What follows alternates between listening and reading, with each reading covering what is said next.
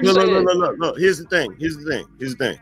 When you look at the black community, the only niggas that young niggas respect is niggas coming out the pen, is killers and gangsters. Damn. And the reason why they respect them is not because they respect them, it's because they fear them. They don't want to get fucked up. You understand? Respect ain't about fearing somebody. Respect is about, okay, you know what? You came before me. You did your thing. Boom, boom, boom. I give you respect. You feel what I'm saying? For coming down the road I already went down, right? That's hierarchy. You feel me? It's just like if you pledge a fraternity, right? You pledge a fraternity, you got your older fraternal brothers. They're going to give you shit. You don't get to give them shit. You get to get a next generation shit. Shit rolls downhill, not uphill. So how the fuck is young niggas giving old niggas shit?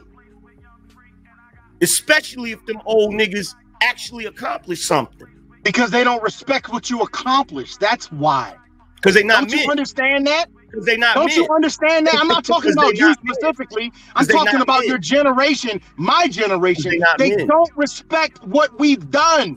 We have failed our people. That's why they don't respect your words. Don't you understand that? Bro, check this out. Why would they respect anything we've done when they're raised by women that don't respect us? That's beside the point, brother. That's beside the point. It's not beside the point. It is beside the point. How is it beside the point? Because you just stated a reality. Our women are raising our young people. Are they going to listen to men that allow their women to raise a whole generation of black people? Bro, we lost respect with our men, brother. So let me ask you this. Because we failed. So let me ask you this. Young people don't respect us. Let me ask you this. As they shouldn't. Let me ask you this, bro. And see, I'm gonna give you respect because you are a little bit older than me. First of all, we didn't let anybody do any motherfucking thing. Absolutely not. We didn't let anybody do any fucking thing, especially when you're talking about Gen X. Gen X didn't create shit. We inherited the shit. And tried to make the best of it we could. Most Gen Xers, even when their relationships failed, they still fought like hell to be in their children's lives and shit. But when you have, everybody knows that the mama is a bigger influence on the child than the father, even if the father's in the household. So if you have a whole generation of women that don't respect black men because the world don't respect black men. The world ain't never. As a man, are you trying? Let me finish. I'm sorry. Go ahead. My bad. Let me finish. The world don't respect black men. Never has respected black men. And the women have went right along with that narrative. So you got brothers out here that are respectable and they still get disrespected. So when the children see that, they be like, man, I ain't listening to them old niggas. And now we got the shit we got going on right now where kids is just fucking lost. They ain't got no fucking guidance, but they're willing to listen to the nigga fresh out the pen that's a killer, which means they can listen to somebody. They're just choosing to listen to the wrong motherfuckers. As a man, are you trying to do the best that you can, or are you out there doing it? Regardless of the barriers that you have. I'm doing. What are you doing personally? I'm not asking you to give me a resume. I'm just saying in general, for you personally. I'm doing I'm doing by raising my boys and by coming up here every day and trying to school these dudes on how to be better. And so am I. And so am I. I'm not taking it from you. But here's the but part. When you look at black people in general, black men as a whole, these young people are looking at us in our age range as excuse makers. We're different, both of us. We're both different. We don't represent what is actually going on out here, because if we did represent it, our women wouldn't be leading our communities. So how can we expect for our young people to respect us in conversation, to take our advice in conversation? How can we expect that? Well, and knowing that about our young, and I'm gonna land right here, in knowing that about our young people, and that's the thing, I'm aware of the reality and what it is, not just from my personal standpoint, but in general, that our young people don't respect us as Black men and how we've allowed this culture of ours to go to crap. And because of that, we have to take a different approach when communicating with them. We have to learn how to resonate with them and get an understanding of where they are coming from. If we can't do that, and we say, oh, F all these young dudes, they soft, they this and they that, we ain't gonna get no progress whatsoever. Okay. We ain't gonna get no Not progress. all of them, just fucking soft ones. Okay. First of all, you said a lot. So number one, it ain't about what my generation has accomplished. It's about what they haven't. Because that's what Black men are judged on. Black men are judged on what they haven't done. We're the only group of men that are judged on what we haven't done. Every other man is judged on what he does, not what he hasn't done. Okay. And that's part of the influence of the women. And going back to what I said about women raising the fucking community, that is not totally our fucking fault. It's not. It's largely not our fault. It's largely not our fault. Yeah, it's not. So number one, we're already dealing. That's not an excuse. We already dealing. I can drop the facts on it. I can drop the facts on it. Angry Man, could I please, just, I hate to interrupt you, brother, but I'm going to, let me arm you with this. There's a difference between, and this is where niggas like to split hairs. Anytime you bring up a reason, they disguise it as an excuse. Yes. A reason is why something happened. An excuse says why that thing is okay. And no one here is saying that something is okay. You can talk about something without saying it's okay and cite it as a reason. But you're using it as a justification for why it happened. That's not a justification. Okay. No, you're not. No, we're not. It's not a justification. No. And the thing is, hold on. And the thing is, the reason why women are. Hold on. Can I address Angry Man in this? Let them get this. Let them finish this. Let them finish this real quick. We go one more back and forth, and then Mandrell, I'll bring you in. You good? Yeah, exactly. In the last 50 or 60 years, I got you. Angry Man, what you said is correct. Yes, we are judged based on what we don't do. But prior to that, it was the absolute opposite. It was the absolute opposite because Black people were leading the charge when it come to marriage, when it come to family, it was the absolute opposite. At some point, we were derailed. So it hasn't always been like this. I know. And the question is, why did it get that way?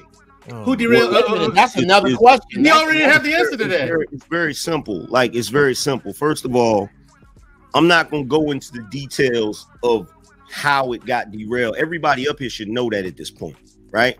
Everybody should be privy to that.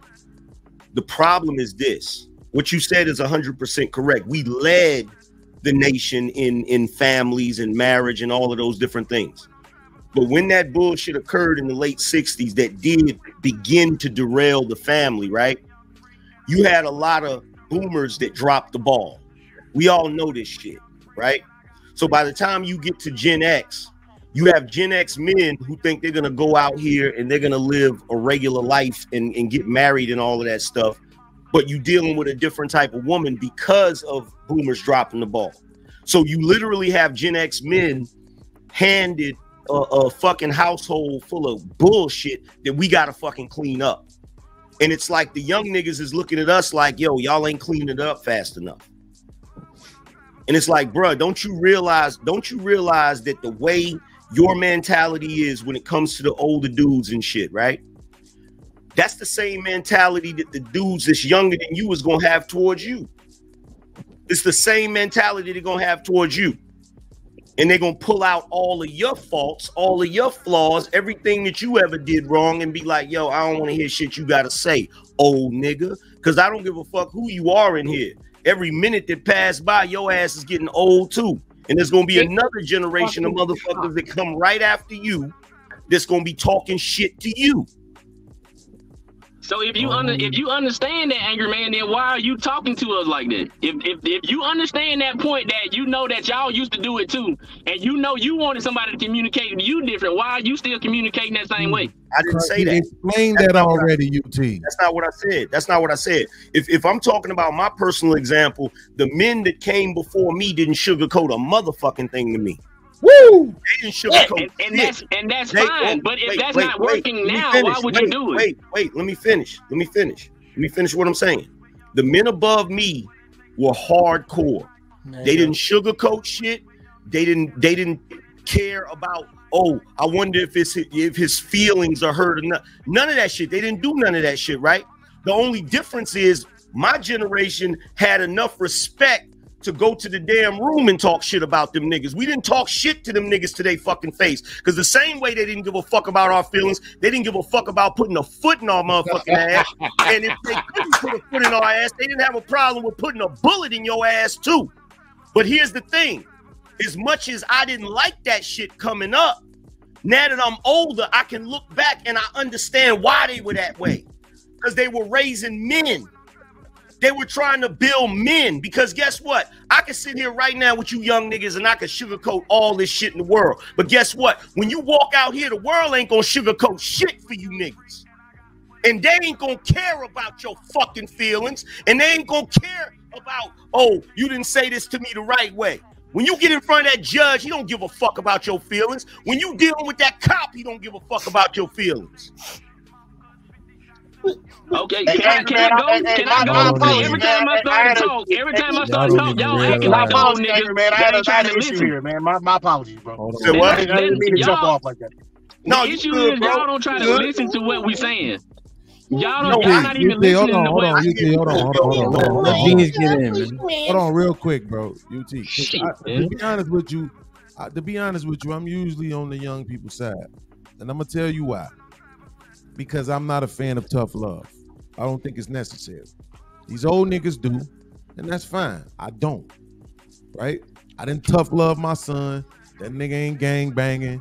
He ain't been to jail. He got his license. He got a job. He ain't got no kids and shit. He stay out of trouble. So I'm not a fan of the tough love shit. However,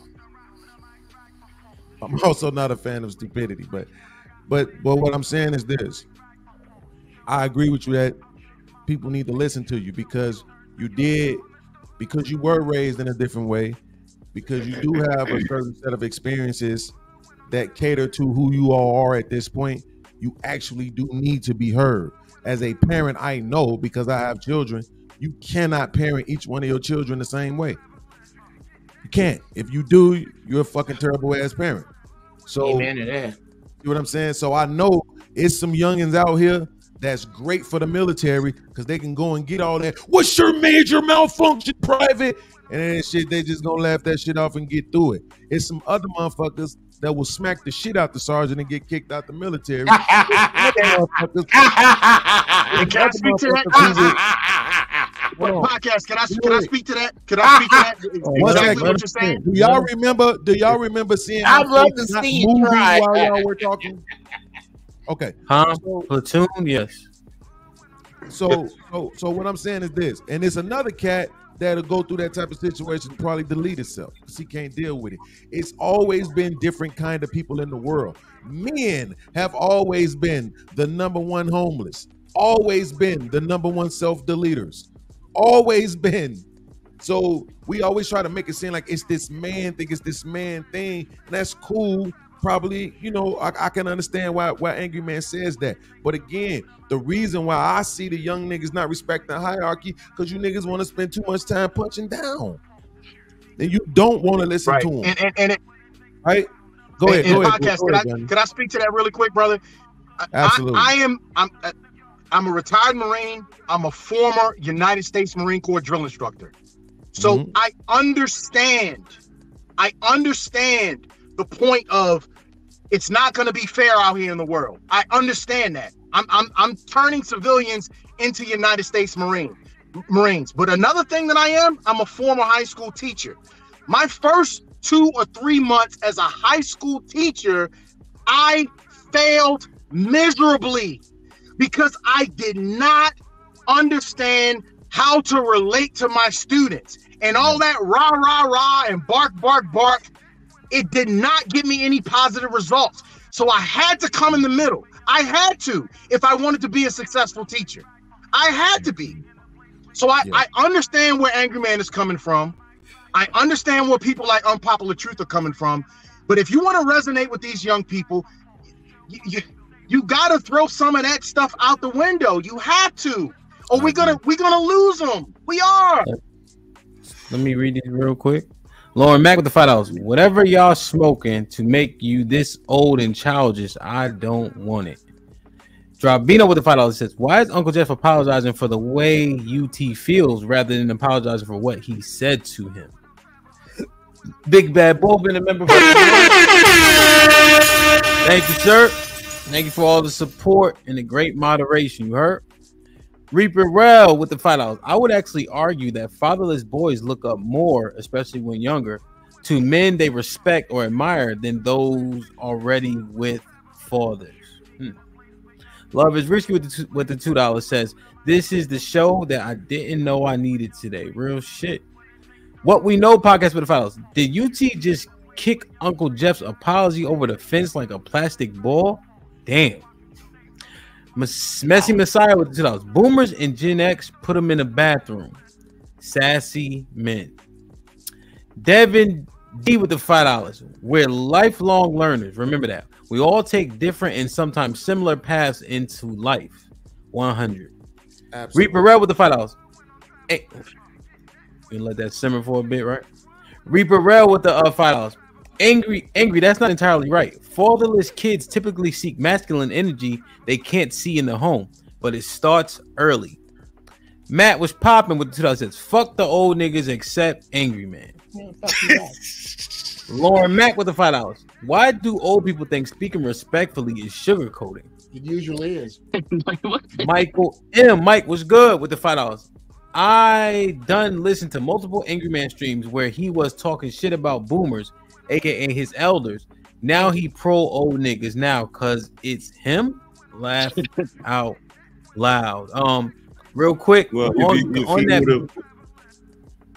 if he would have been paying attention, when I was talking about boomers, I was talking about the ones that didn't do shit with their life, the ones that was still living in their mama's house, the ones that's on drugs. I wasn't talking about the boomers that actually accomplished something. So one thing that I wanted to acknowledge, just to see if this resonates, what Gunny was saying with the drill instructors, et cetera, what Podcast was saying. So, you know, the brothers be out on the street, right, preaching the word, right, and you see the clips of them being wild, aggressive, and things of that nature, like the Hebrew Israelites, right? Mm-hmm. What you'll also notice is a large portion of the brothers that join are former gang members. They've been through a lot of trauma and things of that nature. So the yelling facet of it, the aggressive, they are drawn to it, whether it be negatively or positively. Oftentimes you're not seeing a lot of brothers like a Jeremiah, the young boy who was just up here, being drawn to it the same way because that's not his life. And so when I was talking to Jeremiah on Monday about a stream where it was kind of Bible centric, when I approached him and I approached a lot of brothers like this, I say, well, consider this. Like, okay, you don't believe that this is true. So I'm like, consider this, read this, let me know what you think.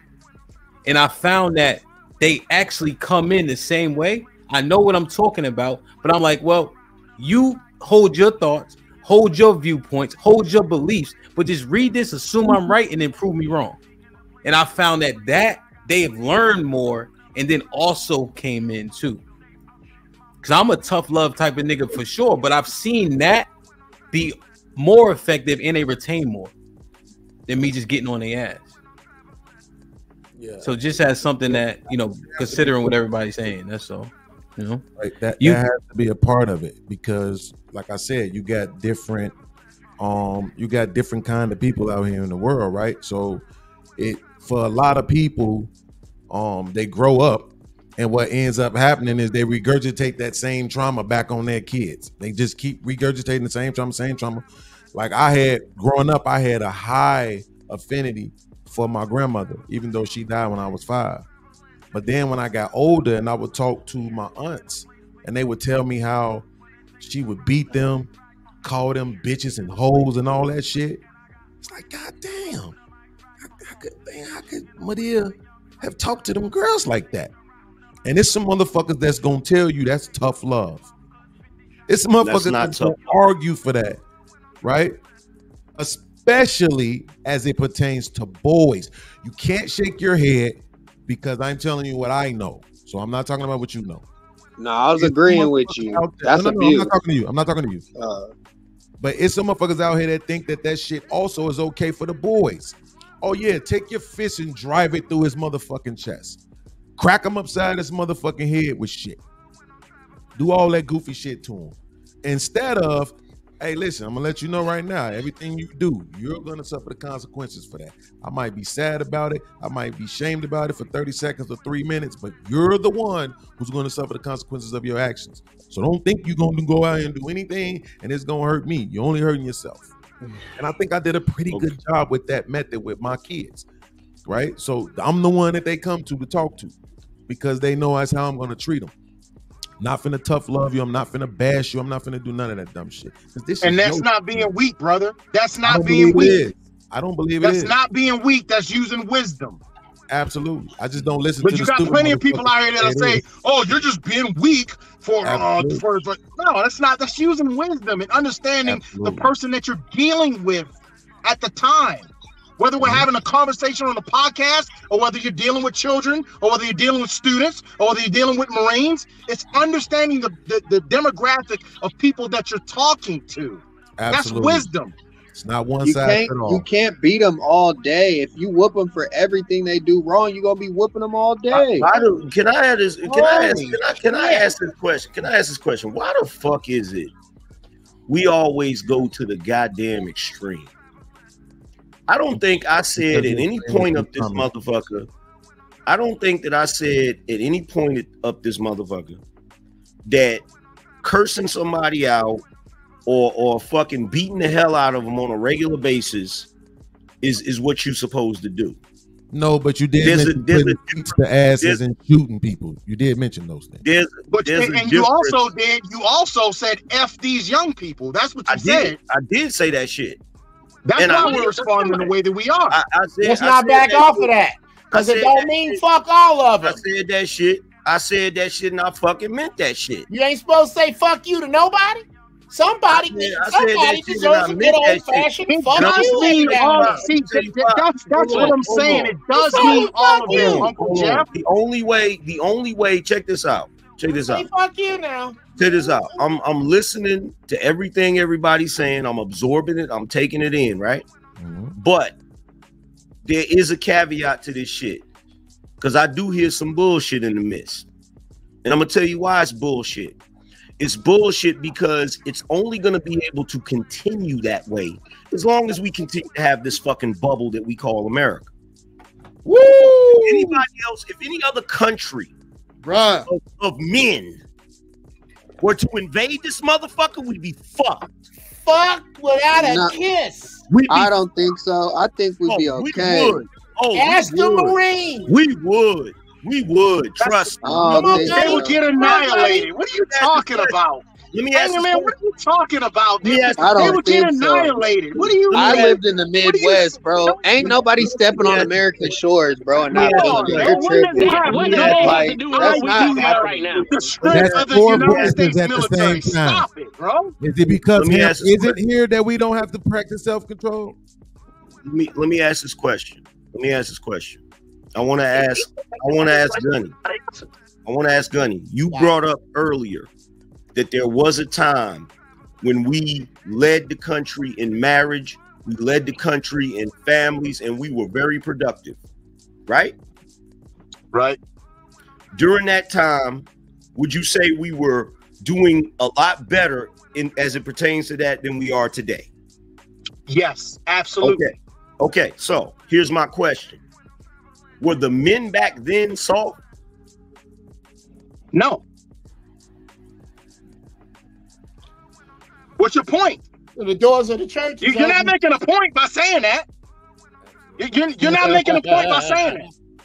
Absolutely not. You're not making a point. What's your point? All y'all gotta do The men were not soft back then. Take a trip to these neighborhoods where you think all these soft niggas is at and let them know they soft. And make sure you turn the cameras on while you're doing it. Soft does not mean violent. Just don't get gunned down trying to do all that stuff. Because these young niggas is killing niggas. Wait, hold on. Pay attention. Don't get gunned down. Hold on, Gunny. So watch this, Gunny. I got you, bro. I'm gonna say that. I'm not gonna say, go to the game. I got you. I already told you that. Hold on, UT. I'm not gonna say that what he's about to say is not gonna have merit, right? But at the same time, we just heard a motherfucker say that if the country got invaded, we would get our asses kicked. That is absolutely about fucking violence. No, that's I think you misunderstood. That niggas is soft. I think you misunderstood the point I was getting at, Beans. Let me tell you. I didn't misunderstand your point. I'm talking about Angry Man's. That's why I just said. That's why I just said I'm not saying what you're about to say doesn't have merit, but I'm saying you can't disagree with us because we're responding to what Angry Man just said. Angry Man said, niggas is soft. If we get invaded, we lose. That's absolutely about violence. So you can't say that the soft comment wasn't about violence. No. Here's what it's about, Beans. Here's what it's about. It's not about violence. It's about what we talked about before. In other countries, having problems with hierarchy. It's about silent, coordinated cooperation from a group of people who did not get trophies just because they made it from the car to the football field. These are different people. I refer you to the Chinese circus. These are different people. They're not who you think they are. I refer you to the martial arts samba. What I was saying, Beans, and you did kind of misunderstand what I said, right? Just simply because you have men in a hood that's willing to be violent, right? That ain't slow down. Simply because you have guys in a hood that's willing to be violent, that's not what I'm talking about. What I'm talking about is discipline. What I'm talking about is discipline, bro. I guarantee you that if you went to any of those hoods that you're talking about where the niggas ain't soft, and you could snap your fingers and get rid of every weapon, get rid of every gun, get rid of every knife, you'd still have violence. What is your jersey? Oh, you meant the black community, right? Angry Man, you meant the black community? Yeah, you would see. Yeah, my bad. No, you're right, brother. You're right. We get smoked. You're right. You would get smoked. You would see. Yeah. You would. Who is that? It's UT. He's not muted. You're not muted, Doc. Absolutely is. I'm looking at it. No, but we hear. Do you have a child with you right now, Beans? Does anybody? But this one was so crazy. The mute button was on. I was looking. I know, but it doesn't. But he was not muted. It doesn't matter whether it was on or not. We need to alert him to the fact that he's not in the privacy thing. I don't know how that was possible. Right? Yeah, we didn't get me out. Angry Man, I misunderstood your point. I didn't. I missed. If you say the black community, unfortunately, you're 100% right. I thought you meant the country in general. Here's the thing. If we had that issue, the ones that would put up the best fight would be the niggas, and it would be the hood niggas, and it would be the rednecks. But the only problem is they don't have the discipline they need to really be a fucking formidable unit. You feel what I'm saying? So what I'm talking about when I talk about the discipline, we have too many men nowadays that spend too much time wanting their feelings coddled. That's an issue, whether anybody wants to admit it or not. I'm not telling you that you got to scream at your kid 24/7. You understand? There's times you do need to just talk to them, just have a conversation with them, but they have to be receptive to it.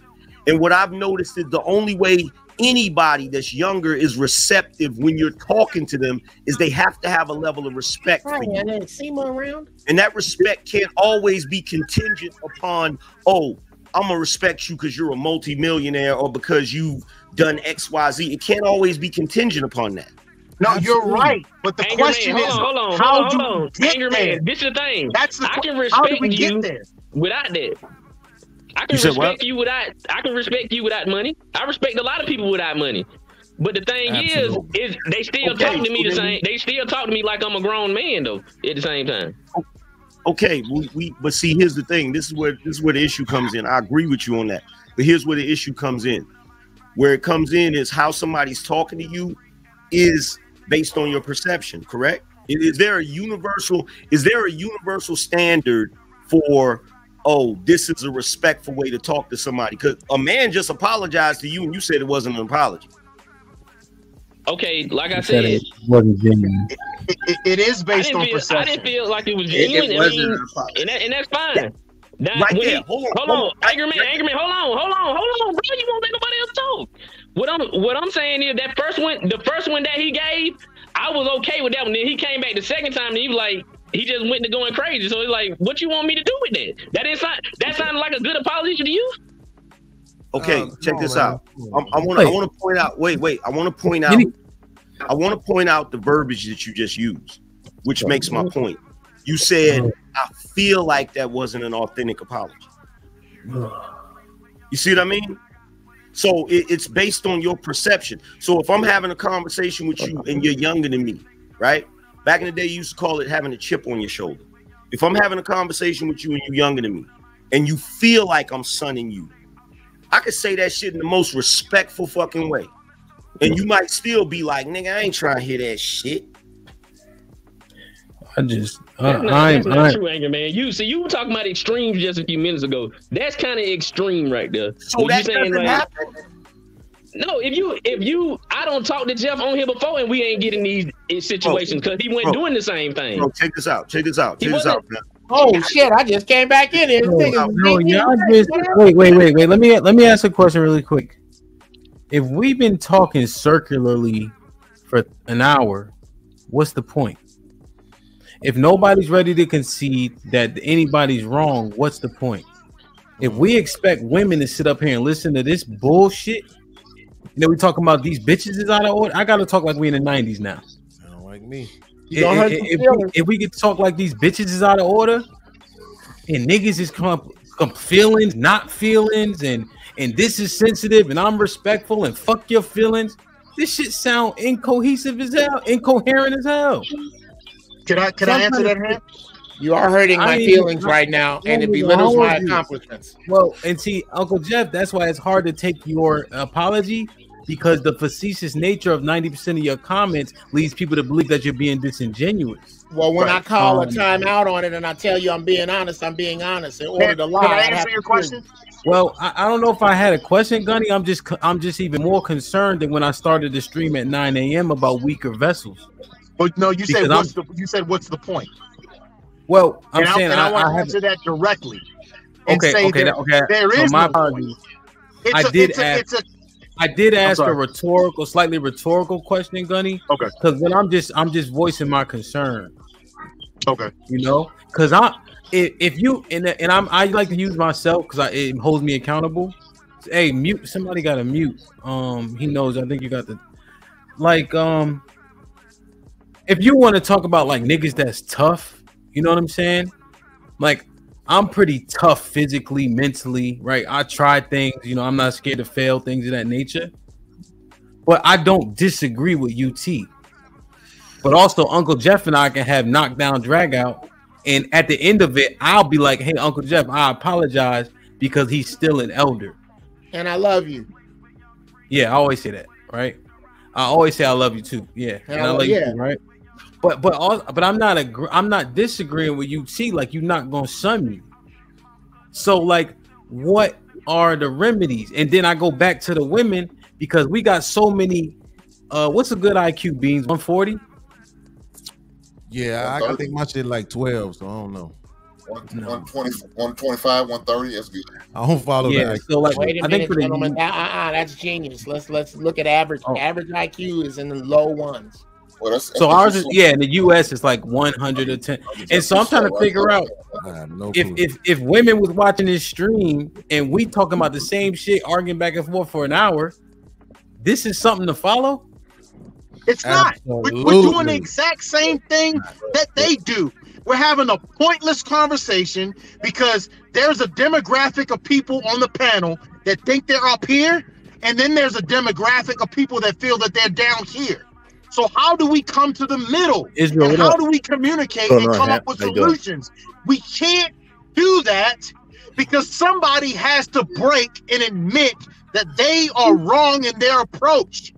You know and what? The people that have to admit that so let me say something. Have to be the people who think they're up here. You know what? It has to be. This is why the old. Let me talk real fast. Let me talk.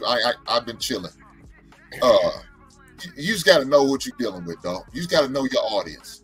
So, like you sit there and say, "Ham, you and Uncle Jeff could talk like that because you could talk like you used to. He's not used to that. So now you got to make adjustments. You got to make adjustments. Okay, he's not that type kid. I can't talk to him with that tough love. So I got to be a little bit more sensitive. I got to be a little bit more understanding. I got to be a little bit more open and willing to listen to him a little bit more because he's different.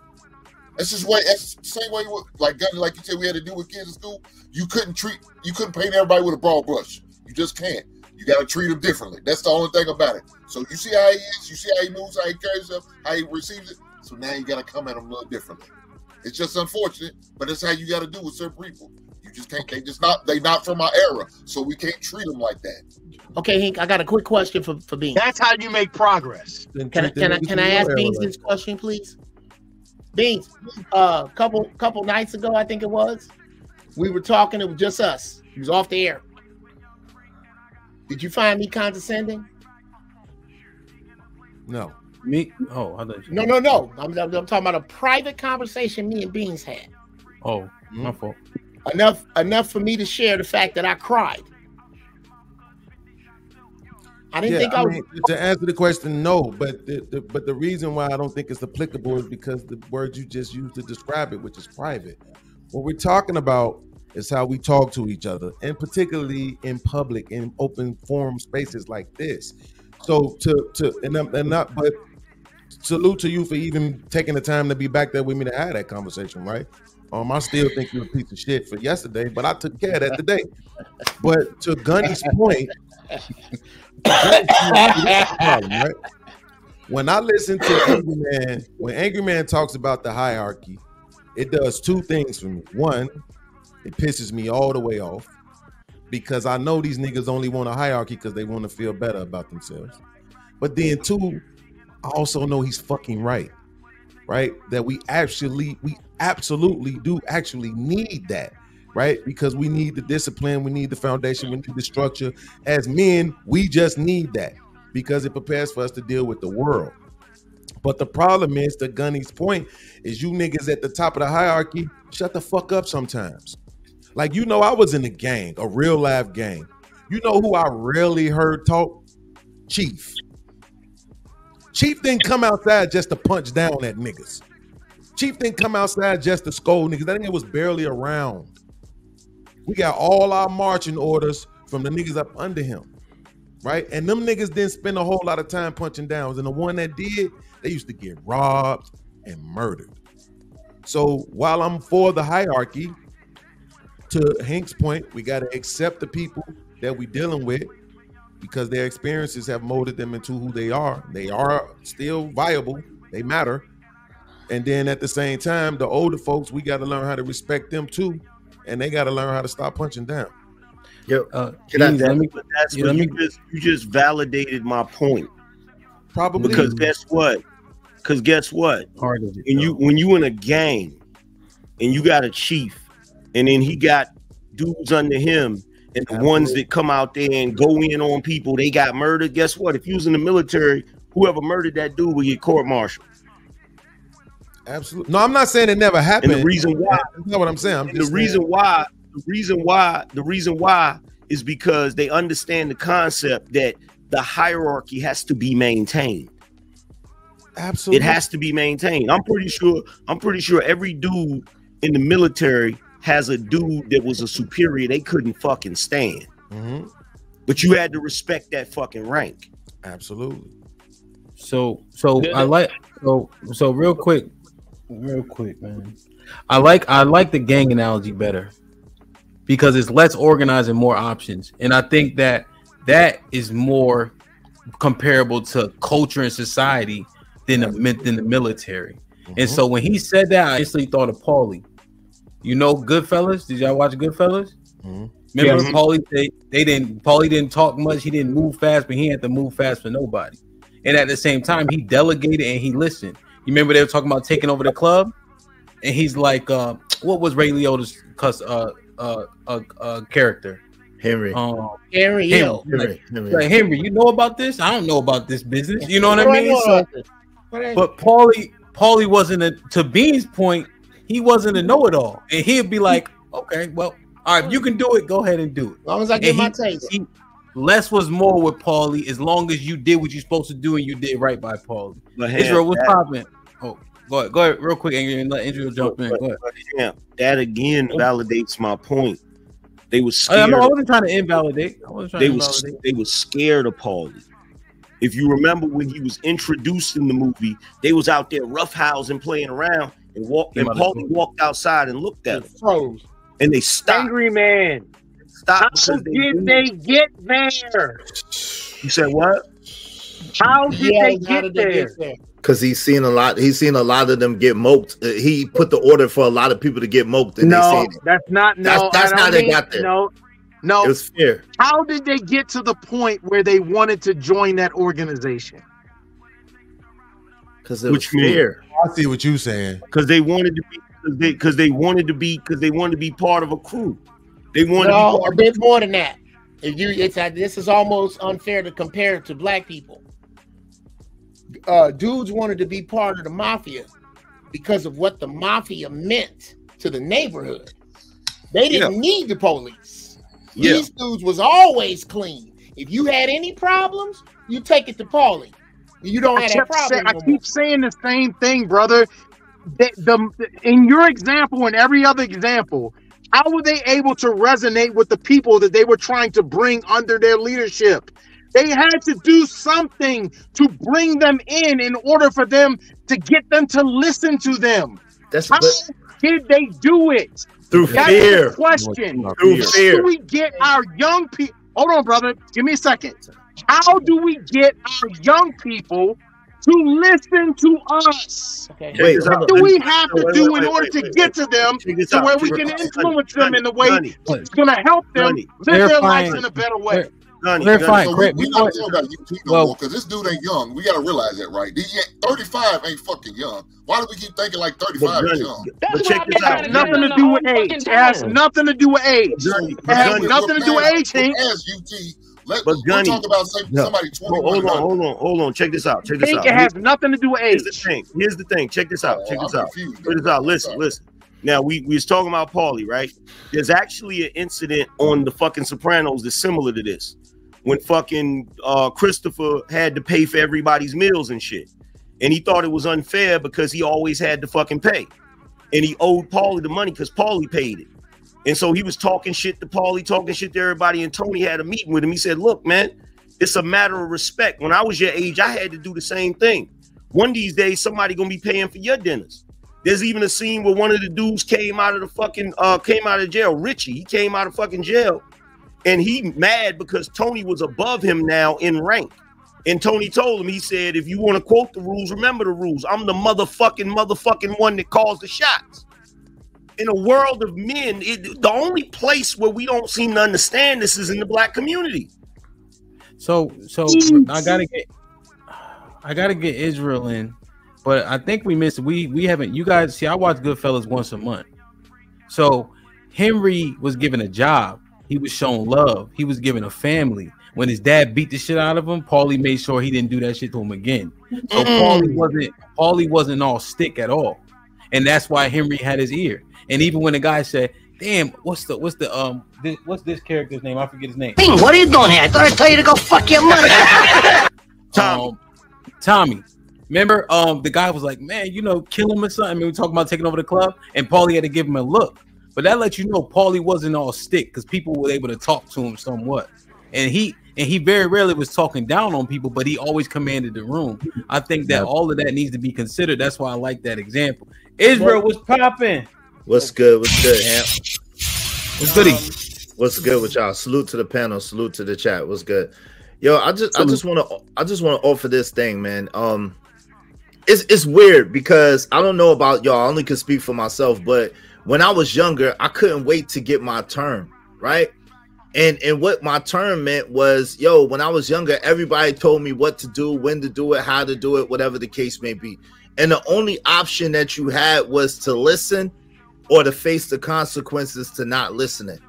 You know what I'm saying? Like for me, I yearned for older dudes to give me the game and to let me know the way to go and to help me to get rid of any pitfalls or any little bumps and bruises that I would have faced along the way. But coming up, the older G's, they didn't really give the game like that. They didn't really tell. You know what I'm saying? They kept it close to their vest and they kept it. You know what I'm saying? But now a lot of us, Gen X, because we came up like that, we be trying to give the game away free, and we be trying to tell the young brothers what they could do to avoid the pitfalls. But it's like they throw it up in your face and they just don't want to hear it. It's not a thing like Angry Man said. Shout out to Angry Man. It's not a thing of men never operate on how you say something.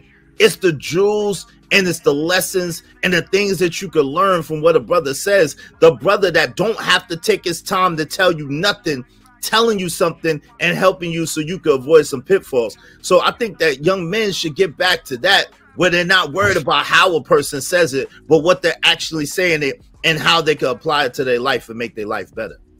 Israel, no, they shouldn't, brother. They should not, because we keep giving these examples about Italians who have an effective brother. Italians have an effective code that young people can look at and emulate. That's why the mafia is so prevalent now, right? Have an effective code to look at. The Nation of Islam. Wait. Maybe if I go ahead. I just want to ask Israel. I want to ask Israel a question.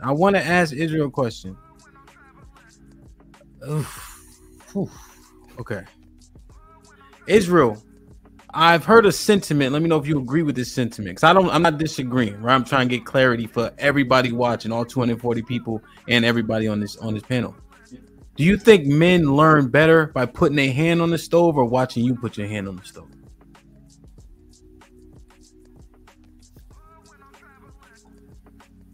It depends, though. I think that a wise man will learn better. I gotta apply the rule on this. Might be risky. There is no sum. It got to be either yes, no, majority, minority. So majority of men learn best by putting a hand on the stove or watching you put your hand on the stove. All right, let me answer that question directly and then allow me to add a caveat. Is that fair? I think you might try to hit me with a honey bun with the caveat part, though. No, but it's like you put me in the trick bag, though, because the truth is, okay, boom. If I only have those two choices, I would say the majority of men. You said what they learn best, or that they learn. Period. What are you asking? Learn best by experiencing it, or you telling them about your experience. That's why I just use the stove. You know, that's a normal one people say, like put your hand on the stove. I would say learn best by you putting your hand on the stove. So then watching you put your hand on the stove? Right, rather than they have to put their hand on the stove themselves. Really? Okay. Yeah, learn best. The reason why I say learn best is because that means that they're a wise person. A wise person is one who learns from the mistakes of others, and you learn best when you learn from someone else's mistake rather than you having to put your hand on the stove. If you have to put your hand on the stove, you might not make it out of that experience to be able to talk about it. The pain for putting your hand on the stove might kill you. Okay, because I've heard the sentiment be opposite, Israel. That's why I wanted to ask, based on what you said, that men kind of got to go through it themselves. But I got it. But let me clarify. Well, I'm not saying this is the thing. Let's do this, Israel. Let me just organize the room real quick. Quickly clarify. Man, Gerald's been patient. And Angry Man jump in. All right. Let me just clarify. I answered it that way. I got you, UT.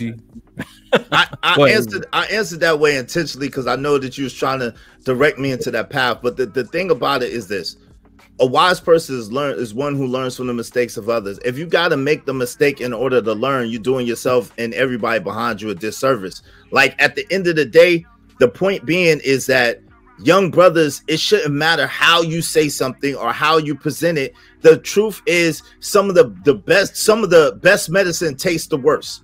some of the things that are best for us, it's horrible. It just tastes horrible. It feels horrible. But those are the things that are best for us. If we as men are worried about how things feel and what things look like and how someone says something, we missing the whole lesson of life to begin with. I'll leave it at that. Okay. The thing is, the way we grew up, most of us, we didn't grow up with spoon. We weren't spoon fed anything. And it's because the previous generation understood that the world ain't gonna be nice to you. The world's not gonna give a shit about how you feel about how information comes to you. So we were prepared that way. And in that, it goes back to what Israel was saying. He said the older generation held back a lot. They were supposed to. They taught us everything we needed to know to navigate life. The rest you figure out on your own. That's how you become your own man. Not by someone giving you all the answers. Some of this shit you got to figure out. We'll point you in the right direction, but you got to figure that shit out on your own. So Andrew, if you want to take that heel, you want to take the throne. If I'm on top of the throne, come get it. Yeah. You got to earn it. I'm not going to give it to you. I'm not going to give it to you. Well, me. But if you see that the issue with that argument is the Gen X can't touch the millennials in terms of progress and prosperity. That's because of the advent of the internet. That's what turned everything on its head. So instead of them becoming outside, hold on, let me finish. Instead of them now, and that's why we deem it. Well, hold on. Well, I have to interject because that's why we hear excuses, right? That's not an excuse. What I'm saying is this is because the internet sped everything up. Instead of them becoming our subordinates, they became our competition. Everything got fucked when that happened. Now we have progress because of the internet, but that's what happens. And so now you got the younger generation thinking that they know everything. When you got us Gen X looking at them like, nah, dude, you ain't got it. That ain't it. Well, what I'm saying is men are often results based. So your results don't match ours. And that's why there might be a disconnect, right? And we look at some of the things that destroyed our community were largely under you guys' watch. And that's why I think there may be a hold on, Mandrell, right? I didn't finish the sentence, right? So that's why I think there may be a disconnect. What say you about those two sentiments? It's because you're not looking at things with all context. You're solving an equation without having all the variables. That's what you're doing, and so that's why you look at us and like those are excuses. We're like, no, here's what like. I've watched young people ask us, "Hey, what happened with this, that, and the other?" Well, here's what happened with this. Here's what happened with that. Blah blah blah blah blah. Those are excuses. You're like, no, brother. You asked me what happened. I told you what happened. That's how we got this result. Those are excuses. No, we didn't do it to. We're like, we didn't do this to ourselves. This was done to us. Hold on, let me flesh it out. Our women turned against us. The crack epidemic, that was done by the government, and they admitted to it. Full-throated admitted to it. You saying they made people the whole crack epidemic being flooded in? Yeah, you take a bunch of downtrodden people, dude. I mean, and you give them something to take the pain away. It's better than watching TV. And so this is I'm just painting up the hang-ups, Mandrell. That's all I'm saying. So I'm 37. Ain't like I'm super far behind like you guys per se. But it just like it seems weak that y'all want to talk. Hold on. It just seemed like y'all want to talk tough, but y'all saying y'all had to smoke dope because y'all was sad. Wait. No. What I'm saying is we didn't. We're not. I'm talking to Mandrell based on what he said. Wow. Right. Here's the thing. Wow. I see what you're saying. It sounds weak, but again, the crack laws. They flooded our communities with those drugs, but then made laws against it. The crack laws, then the 94 crime bill. Like there was a lot that happened to us. We were literally under attack. So we were literally under attack by a fucking government. Yeah. And then it's like you guys point the finger at us like that was weak. Like the fuck were we supposed to do? But hold on, real quick. Real quick. Let me just say something real quick. Hamp, you said something that's incorrect, right? I looked it up. It said millennials born after 1980 are the generation with the least wealth, and that's what I thought. But I just wanted to look it up just to make sure millennials are not more wealthy than Gen X, and that's a fact. Not the ones who have to borrow money from me. He didn't say wealthy. And to the point which you made about more money, wealthy, they're not more. They don't got more money. They don't have more money than that. Hold on. I don't care that Israel jumped in. Mandrell's still trying to finish his last thought. Go ahead. It's just all of that. It seems like the younger generation excludes that and says, okay, no excuses. We're like, no, we're not making excuses. It's like if you got into a boxing match, you train and train and train. You're hard, but someone brings a gun and shoots you in the ring. You were prepared for the fight. Yeah, and you was kicking his ass, but this dude brought out an iron, and he cheated. So it's like, what are you talking about? Where's the excuse? So, you know. Last question I want to add. Last question I want to ask, Mando, before Angry Man jumps in, right? So, I lost my fucking train of thought. So you saying,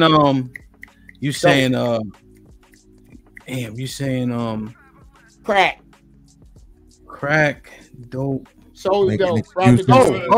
So like the thing is, right? It just sounds, but then the tough talk starts to happen. So y'all tell us they flooded the drugs, they changed the laws, somebody brought a gun all of a sudden, they forced it, the bitches kicked you out the house, and then to Angry Man's delivery, we don't give a fuck, nigga. Pull this, that, and third up, right? But you literally saying that y'all were unable to pull yourself up and do these hard things, but y'all want us to be dumb hard. See, and all I'm saying is it's not like even like a shake or nod. This is what the clash is. I want y'all to understand that as opposed to dismissing it. That shit don't affect me none. We just gave an example for me specifically. I could whatever. Uncle Jeff to tell me however he wants. When can I address that? Give me one more second. Angry Man is up, and then up. Uncle Jeff for sure, and then I gotta let the young boy, UT the legend, get in here. The thing is, I got you. What is also missing is context. Real quick. The context that seems like y'all are missing is like we went through that shit and we're trying to tell you this is what happened. This is how hard it was. These are the tools, so we understand the enemy that you're up against. So we try to tell you, listen, in order for you to survive and get to where you want to be, these are the characteristics you're gonna have to try to develop and train in yourselves. But it seems like, well, you ain't do it. Look at what happened. Because we know it. We were there. We know what happened. So we know what it's going to take for you to succeed where we did not. It seems like, but that part is missed on y'all as a whole. You know, it largely. That's the message we're trying to tell you. We're trying to prepare you to take up that fight. Where we drop the ball, y'all pick up and take that shit. But where we're succeeding, learn from us on that so you can improve it. Okay. So, look, first of all, let's get a few things clear. Gen X didn't drop a goddamn ball. Nobody handed us a fucking ball. Okay. Gen X actually went out and did what the fuck they needed to do, regardless of the fact that we wasn't given a lot of fucking guidance. Okay. And the proof of Gen X's success is the fact that the generations below us lived better than we did. We didn't live better than the boomers. We were the first generation not to live better than the generation before us. That's actually kind of true. The Gen Xers. So generations after us actually do live better than us because of shit that we fucking did. A lot of us grew up way sooner in our teens and shit. But the funny thing is, Gunny sat here and said, yo, the reason why the mafia is because they put a structure in place. While he simultaneously condemns me trying to put a structure in place. It doesn't make any fucking sense. When you look at the damn mafia, the whole reason why they even existed is for the same circumstances that we were under in this country. In Italy, they had a corrupt government that was fucking shit. So what they did is they created the mafia in order to police the neighborhoods and do the shit that the government wouldn't fucking do. But when they created that structure, you could not disrespect that hierarchy. If you disrespected it, you out of here. In fact, the mafia in America, the only reason why they fucking fell is because they started having dudes that didn't want to respect the hierarchy and started bumping off the fucking bosses and shit. So hierarchy is something as old as time. And if men don't respect hierarchy, you're gonna have chaos. You're always gonna have fucking chaos. There's no order. There's no established order if there's no hierarchy. Okay. I think it's my turn. Am I right? Sir. Okay. Yeah. Could you really quick, go back through what you just asked Mandro? What your reply was So essentially, Uncle Jeff, it was like there's a lot of tough talk coming from Generation X, but then they give themselves a lot of excuses when it was time to be tough. Okay. Is that's probably? I think that's a good. That put me where I need to be. Okay. Okay. I'll argue you that and watch Snowfall. Okay. I will argue you that Gen X is the reason for the crack game. Because we were the most educated group to come after Dr. King to get on that page. This was why it was so important to turn rap music horrible. Because this group of people was poised to do what your group is doing. So what I think gets lost is that when we tell you about what happened to us, like when you basically said the bitches threw us out the house. Yeah. That's one, it's dismissive, and two, it's incomplete. Didn't no bitches just wake up one day and say, hey man, get your bitch ass out of here. That's not what happened. The government came to them and said that if you have children, married or not, if you have children and you need assistance, we will give it to you in order to feed your children, but no man can live here. This was done. This was done by more than women who needed it. You can look that at another subject. My point is this, is that me, Angry Man, and dudes like that brother Israel, who I'd like to ask if I've ever, as much as I've come over and we've disagreed, much as me and you disagree. Now the subject again. Me, Angry Man, Israel, and cats like us. We made it out. Ain't no dirt on our name. Ain't no bullet holes in us. Ain't nobody looking for us. We are free. We are as close to free men as possible. We make our own money. What I tell you what, and I'll land the plane here. I'm having to not be so binary with women act like this and men act like that.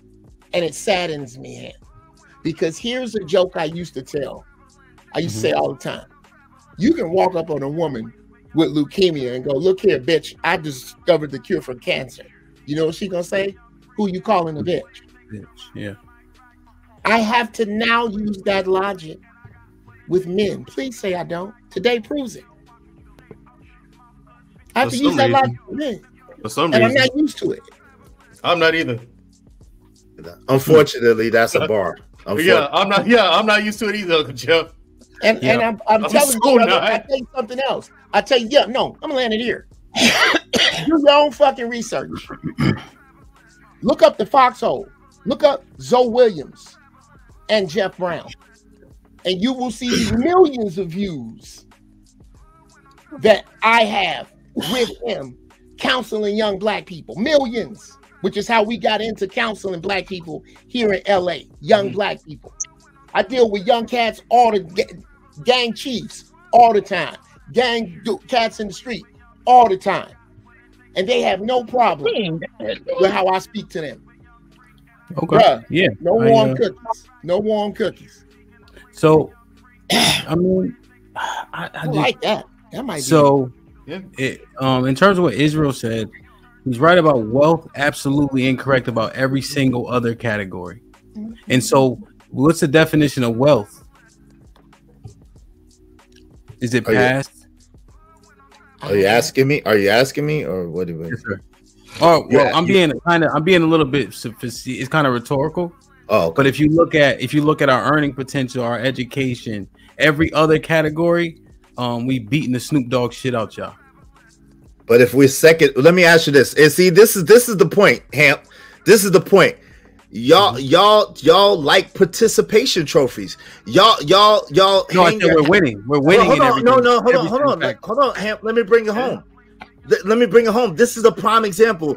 If Gen X is tied or right below the silent generation as far as wealth, which is the measure, which is the ultimate measure of things, right? Financial. and y'all win in every other category. Y'all only won the battles, and we won the war.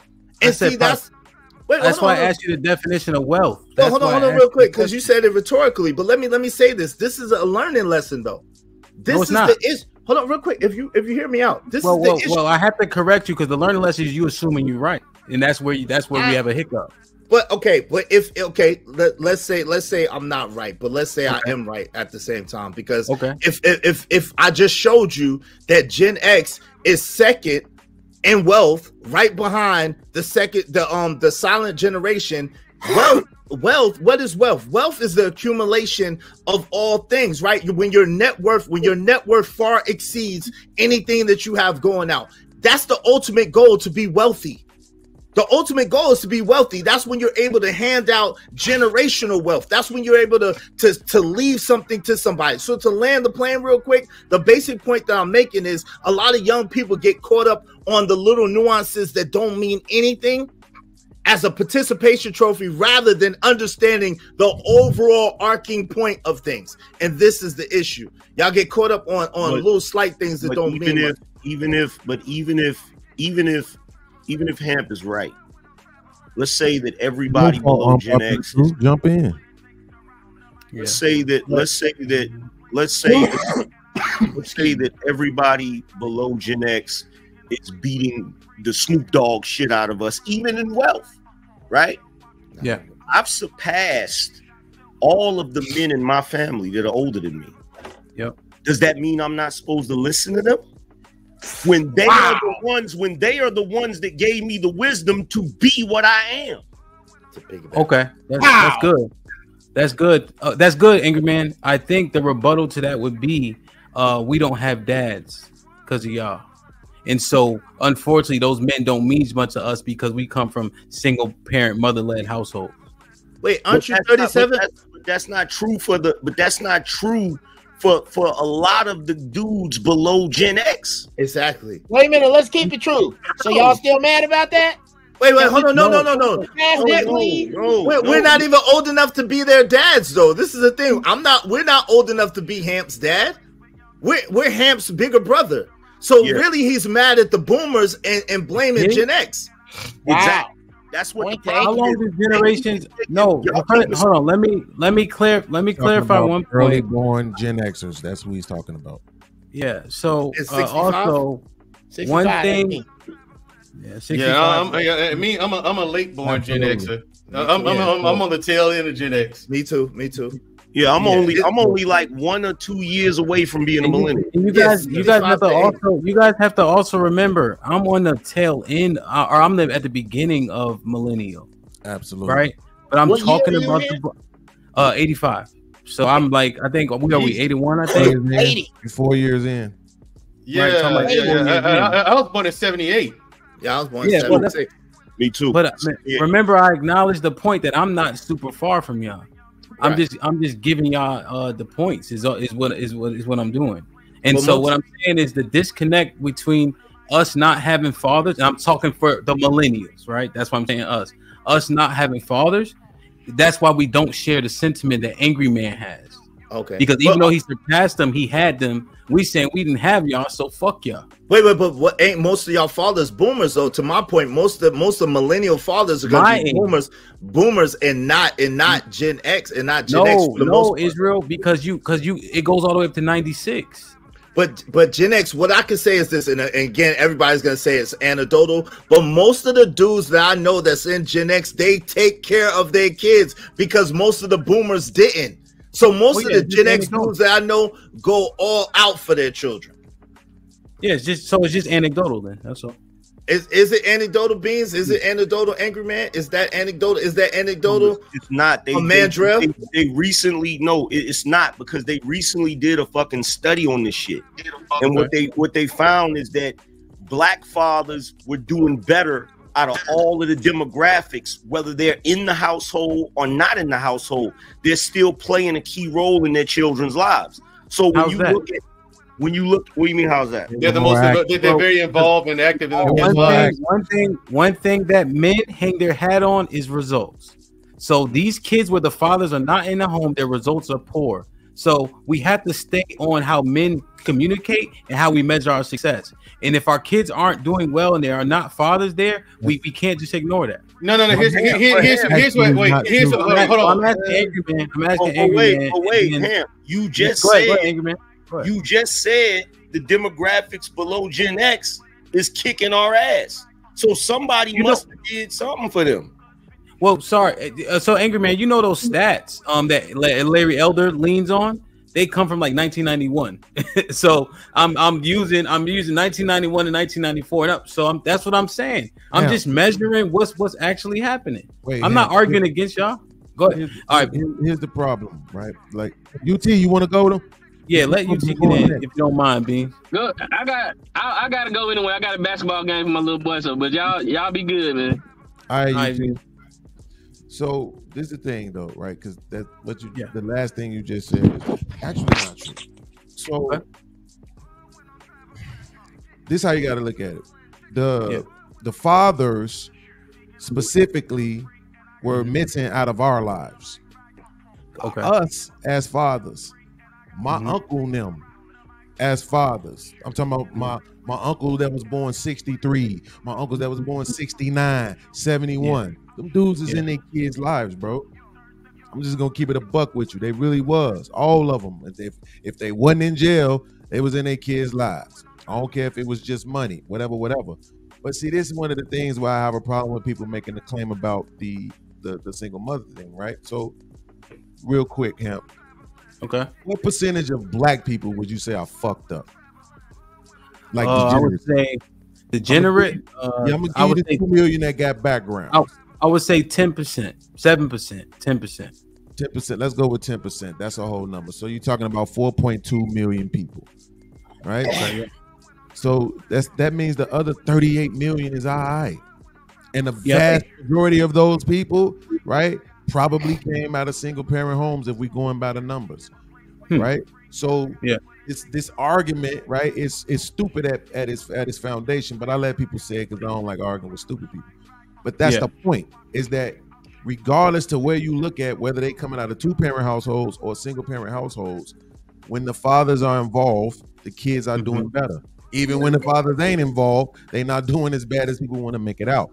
It's a small percentage of people who are impacted like this to the point where it becomes degeneracy. Yes, people are unhealthy. Yes, we don't know how to function in relationships. Yes, we don't value and respect each other. Yes, we don't have value for old people. We don't value young people. We fucked up in a number of different ways, right? But I'm just saying, as far as being able to go get a job, work, have some kids, have a car note, shit like that, most people is doing all right. But the numbers say that at this point, you have, I think 40%, it's like 40% of black households have 2-parent households in them. It's married. Right, but that's the household. That's not the people. So that's the household. You know what I'm saying? So that number look way better than what we're trying to make it. And so the fathers today specifically, and within the last two decades, absolutely have been way more active than what we saw the 2 decades previous to that. Yeah, that's good. And you're right, Beans, right? It was like 8,000 black men that did all the murder, death, and kill, but it's what, 20 million of us? Absolutely. And somehow the 8,000 represented the other, whatever. You better at math. It's propaganda. It's the same. Hold on, Mandrell. Hold on, Mandrell. Hold on. And also Beans. No, huh? Go ahead. Oh, my bad. No, also Beans, like you saying, I think it's 65% of black men are in the middle class. You know, but what we're doing is, and Mandrell, you can jump. Yeah. So what we're doing, Mandrell, is I'm just bringing out the talking points that you will hear from the millennial era, you know? Gotcha. And if I'm wrong, that's cool. Like, I mean, that's how we learn. Here's the other thing. Here's the other. My bad. Go ahead. Yeah, just real quick. I was about to say it's propaganda, dude. And it's a part of that whole attack I was telling you about earlier. Like, we'll tell Gen X, like, yeah, we saw this whole attack go down. We lived through it. Like, Angry Man remembers the whole thing. Like, I bet you Angry Man remembers, and Uncle Jeff too remembers watching the news and watching them police take tanks and just bulldoze right into people's houses. No warrant, no nothing. You know what I'm saying? They just go into black neighborhoods and just fuck shit up. I remember. And the systematic stuff that happens, dude. It's like Yeah, this is all propaganda. Like you just said it yourself. How the hell does 8,000 people become the poster child for like 30 million at the time? You know what? 40 million is like that is done on purpose. You have to do that on purpose. You know what I'm saying? You know what it is, Mandrell? I think we are silent when the 8,000 are wilding. And because we don't say nothing, it's like we're a proponent of it. Just in terms of the propaganda. I get what you're saying, but the thing is, the propaganda machine is way too big for us to make any real impact over it. I mean, now that we have YouTube, we can get more of our voices out there. But none of us own a news network. So you know what I'm saying? You saw what happened when Bill Cosby tried to buy a TV station. So that's where I see a divide between us, though, Mandrell. I don't believe that we can't be louder. We can't overcome some of this propaganda. I didn't say we can overcome it. It's just damn hard. So here's the thing. These are the numbers that nobody talks about when it comes to Gen X, right? So first of all, Gen X, a lot of us came up in the crack era, right? Yeah. Gen X wasn't the ones that was really doing the dope. It was the boomers that was doing the dope. Gen Xers were the ones that were trying to be. Gen Xers were the ones that were actually trying to be entrepreneurs and taking advantage of the fact that the boomers were using the dope. Gen Xers were also the ones that did a bunch of shit that nobody had really done before as far as entrepreneurship when it came to hip hop, when it came to record labels, when it came to clothing brands, all types of shit like that. Gen Xers were way more entrepreneurial than the generation that came before them. The generation that came before us were workers. They were workers. We couldn't be workers because by the time the crack era was in full swing, you also had Bill Clinton signing NAFTA agreements to send fucking factories away from here. So we left the industrial age where a dude can come out of high school, get a job at a factory, and be able to hold his household down. So you had that shit going on in addition to the 94 crime bill that locked a lot of us up. They said that most of us wouldn't make it past 25, and a lot of us didn't. And what most people don't realize is Gen Xer, we're the smallest group number-wise when it comes to generations. We're the smallest group because most of us did not make it. We didn't make it because of the drug wars. We didn't make it because of incarceration, mass incarceration. We didn't make it because, hell, a lot of us got kidnapped when we was kids because there was no Amber Alert. We had a fucked up way of coming up, right? So in addition to that, when you look at the people that are in positions of power, mayors, fucking congressmen, all of that shit, they're boomers. We literally got skipped over. You feel what I'm saying? So to look at us and say, why didn't y'all do X, Y, Z? We did what we could do with what was available to us. And even those that did, even breaking the law to do shit, to come out of shit, were criminalized, demonized, and all types of other shit. Propaganda. So Angry Man, that's the argument though. I'm not saying you're wrong. I'm saying that's the reason why we like get the fuck up out of here. You got skipped over. It's like the generation is irrelevant. You just said a bunch of nothing. Well, based on I'm just telling you how the young. I let you and Gunny been supposed to go an hour. Yeah, hold on. Yeah, because I don't understand Gunny. Like Gunny, do you disagree with Angry Man? Where do y'all podcast at that y'all just keep over talking people? Everywhere. Just chill for a second. God damn. Everywhere. Yeah. All right, well let's chill for a second. We actually getting somewhere, I think. Damn it, Drell. God damn it. Stop eating 7 meals a day. That's that's how you stay in shape, though. Keep the metabolism going. But about to go to jiu-jitsu in a little bit. Good shit. But Angry Man, so what you just said and how there was so many gaps and how y'all got effed over, I don't think we misunderstand a lot of that. But I'm saying when you're trying to bend the ear and cats ain't listening, those are also the points they bringing up to throw back at you. So I'm not saying it's wrong. So how am I supposed to relate to you if you don't want to relate to me? How am I supposed to take your feelings? It's like right now, you got people in the chat room saying victim, right? Explain to me this. How the fuck is it black men specifically, which black men specifically, which have really been the most victimized people in this goddamn country, are the only ones that are not allowed to be a victim? This shit is crazy. I guess because it's before let me get Israel in podcast, and then you and Gunny need to have a conversation because I have one point and a question to make to you guys. All right, real quick. I'll wait my turn. I know you got to go to jujitsu. My question is like if you listen to all the because Israel was kind of go ahead. Now you can let Mandrell first, and I'll go after Mandrell. Go ahead. Yeah, my question is, you're gonna be third, Israel. Okay, it's okay. I'll be third. It's okay. I'll go after. All right. One thing is what you guys like. When you listen to everything we're saying, okay, all of that happened to us. Keep in mind at the same time in an omnidirectional pattern, all angles. You know what I'm saying? The skipping over us, the laws being aimed at us. You know what I'm saying? The drugs. Oh, and then the entire landscape of how you become a success and how business is done change right on top of our fucking heads. But we're following directions. Go to school, get a degree, get a job. That shit didn't work, and it happened right on top of our heads. You know what I'm saying? So my thing is, we listen to everything everyone says. Listen to how much of it is, and we're not even close to naming all of it. Not even close. We survived through all of that.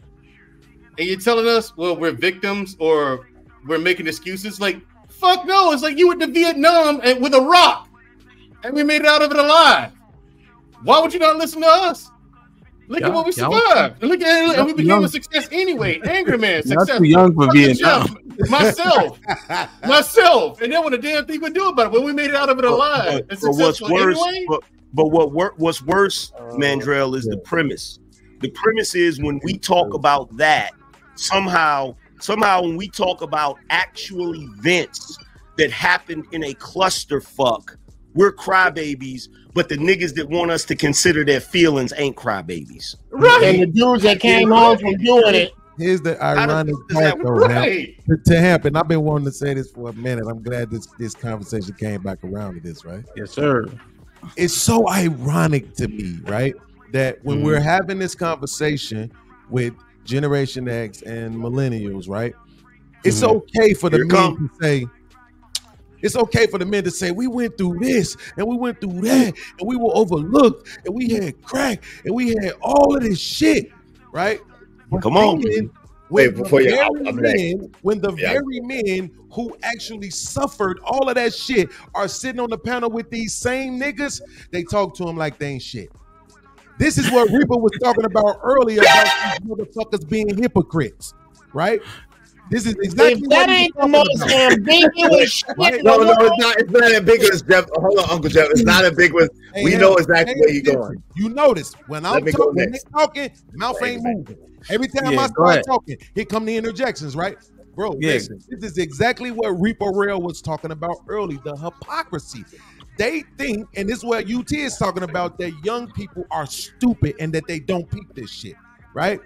Bruh, on one hand, you finna sit on your panel and tell the next nigga, ain't no motherfucking excuses. You ain't shit. You bum ass niggas ain't blah, blah, blah, blah, blah, blah. Motherfucker. And then on the next hand, bro, we went through crack and we were overlooked and everything. The women, we were kicked out of the house and the jobs were moved away. And all of this other shit. It's not an excuse. Hey, before y'all go back, and I'm going to hold you to that. The very next time I hear you eviscerating me, that actually hold on. Let him land. Let him land.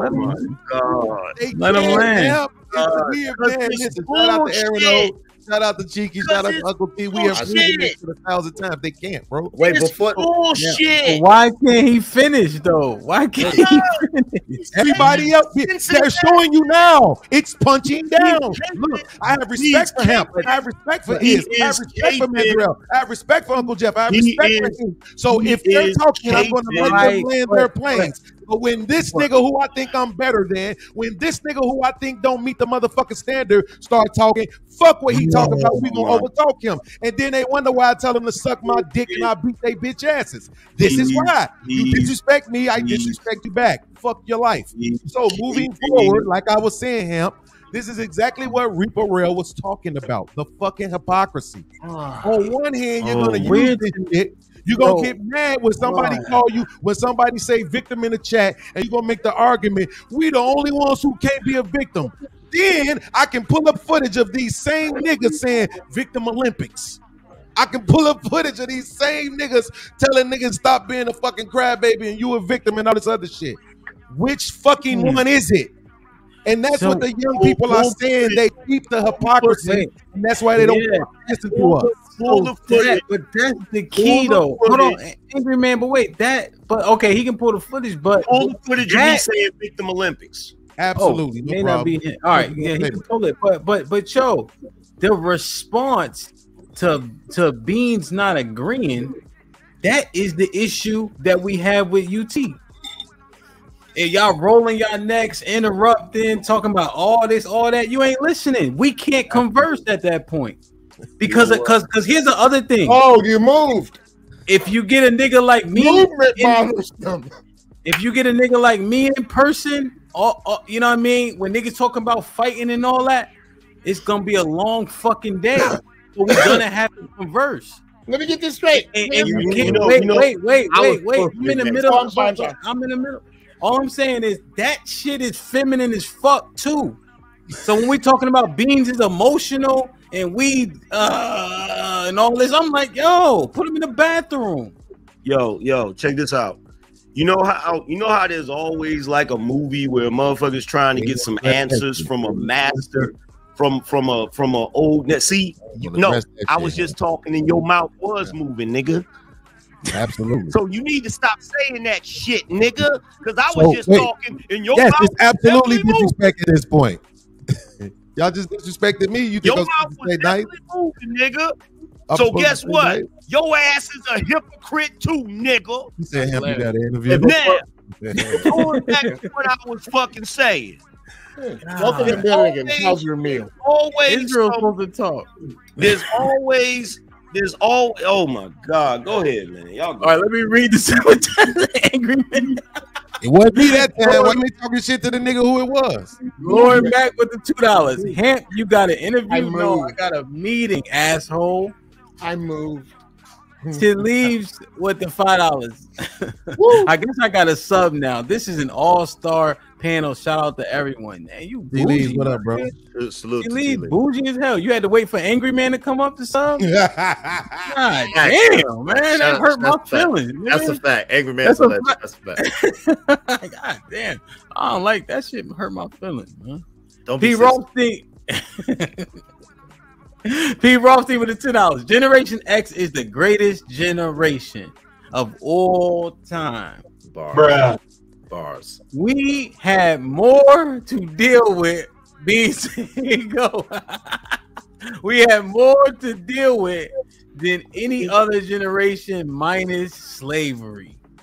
Everything great about America right now come from Gen. Put him in the fucking bedroom. Get him out of here. Come on. Shout out to P. Rothstein, man. You're damn right, sir. You're damn right. Broke, baby. I ain't got no money. Bullshit. I see you shining, nigga. I can smell a motherfucker with money. You got money. Mitch Uncle, yeah, that's Gen X all day. What is that from? That's that. Come on, man. You know what that's from. Hey, hold on. He also kidnapped his nephew. No, he wasn't Gen X. Mitch was Gen X. Rich Porter was Gen X, not his uncle. Ice was not Gen X. Ice wasn't Gen X. He was a boomer. Yeah, and Richie got killed by his mans. Come on, those are bad examples. Come on, man. Alpo. Come on, man. Don't do it, man. Don't do it. Yo, Gunny with the 100 ball. My apologies. I didn't mean to disrupt the quality of the show. Shit like that. I'm in the parking lot. Reception is jacked up. Salute to the podcast, Jeff, Angry Man. Till next time, great conversation. That's my brother, man. He gonna teach me how to hunt and all that. He gonna teach me how to skin a deer and shit like that. I'm probably true with the $5. The problem is the old heads don't want to listen, but they want to be listened to. And they talking to grown men. He gonna miss his son game. Oh my! Right? I'm probably true with the $2. Facts, Beans. Miss R. Hamp is the best moderator ever. Shit like that. Thank you. These niggas make it hard on me, man. Especially Angry Man and Uncle Jeff, boy. Golly. All right. All right, Israel, go before Angry Man and Uncle Jeff overtalk you. If I was in y'all's age bracket, my feelings would be hurt right now. Shout out to A. Wow. I'm gonna be brief because I almost pretty much forgot what I was gonna say. I'll be honest. I forgot that Beans was gonna do a whole agenda with Angry Man. You know, this go way back. This is an old argument, so I didn't even think about that. I just said, "Shit, let me talk after man." Damn, yo, that's crazy. But yo, the basic point is this, man. Really, all jokes aside. It's amazing to me. I spoke on this before. It's amazing to me that black people are some of the only people that want to start all over every generation. Like, they want to scrap the whole thing and say, F it, I know better than everybody who came before me. They're the only people that don't want to build off of anybody else. They want to start it from scratch and wonder why we never get ahead as a quote-unquote race, or wonder why we never go forward. Yo, the problem is every generation got to get it by themselves and on their own. Nobody want to listen to nobody else. Why? Listen, if you're a 32-year-old, 34-year-old, 35-year-old, and you got a 54-year-old that just been through everything that you've been through, learned the lessons, why would you have to go and make your own mistakes instead of get someone who been through what you've been through to get the shortcut in the cliff notes? Why are we the only people that don't want help with the test when it's an open book test? It's a freaking open book test. But yeah, still, we want to sit there with a hand over the paper like, nah, don't look at me. Don't look at me, son. I got this. And do it all alone. I don't understand it. Yeah, do you see how your take was absolutely skipped over? I think Iz has a point though, right? Let's be honest, right? I think he has a point, right? Yeah. But here's why that shit is gonna fall on deaf ears. Watch this. Watch the women get brought up here. Who taught black people that mindset? To always have to start all over. Who taught them that? Where'd they get that from? Anybody? Mm-hmm.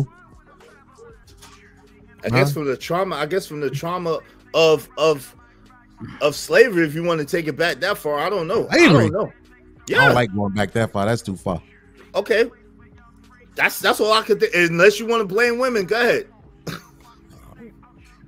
I don't know shit. I'm gonna tell you where it came from. I'm gonna tell you where it came from. There we go. I'm gonna tell you where it came from. It didn't come from no damn Gen X. And by the way, podcast, that horse is dust by now, bro. You've been beating that motherfucker for too goddamn long. Okay, let's get that clear.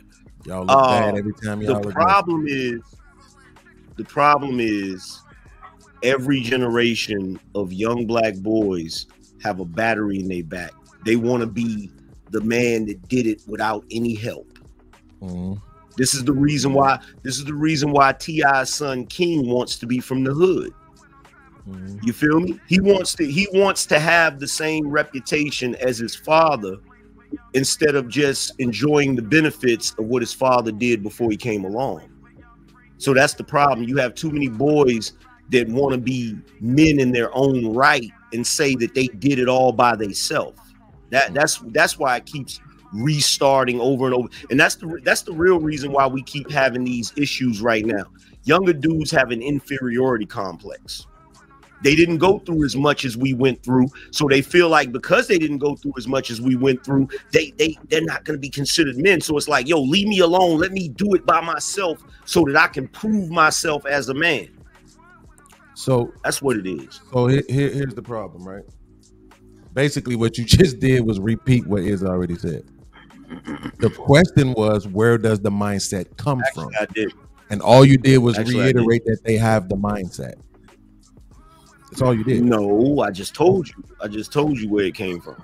No, you're telling us what it is. That's telling us what it is again. No, they want to do it all on their own. Okay, where does that come from? No, I told you where it came from. I just told you where it came from. Where is that? You didn't. All you said was that they want to do it on their own. You mentioned about them having an inferiority complex. Am I fucking speaking French right now, my nigga? All the stuff that you named is that you're saying it as if it's innate, and it's not. So there has to be learned.